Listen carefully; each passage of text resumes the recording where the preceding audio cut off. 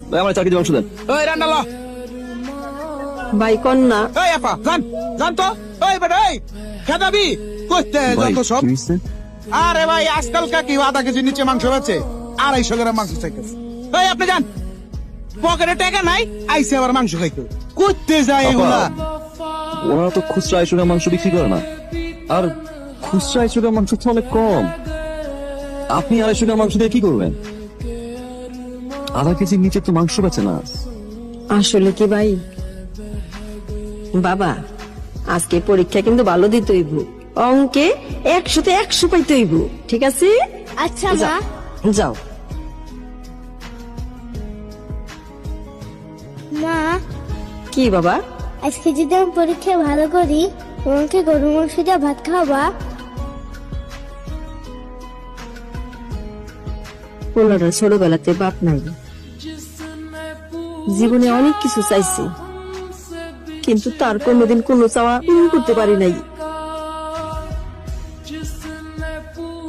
আইজো মনে পারলাম না ভাই।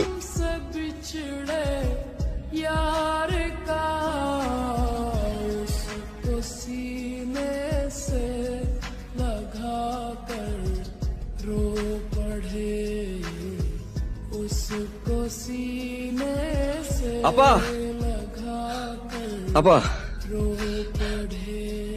আপনি এই নেন, আমি 2 কেজি নিছি, আর এই 2 কেজি আপনার জন্য। এতগুলো মাংস? আমার কাছে তো এত টাকা নাই ভাই। নেন ভাই, আপনারটা আপনি লইয়া যান। ভাই বলছেন না,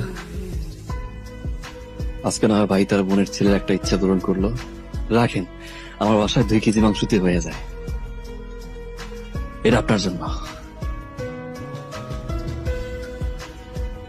আল্লাহ আপনারে ভালো করুক, অনেক বড় মনের মানুষ আপনি। আপনার মনটার মতন যেন আপনার বড় করে রাখে।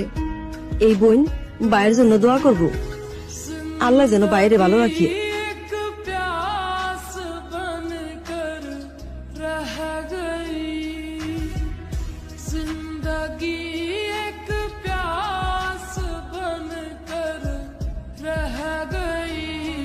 আপনার খাবারের অপ্রয়োজনীয় কিংবা অপচয়ের অংশটুকু হতে পারে কোনো এক সুবিধা বঞ্চিত মানুষের জীবনের খুশির কারণ।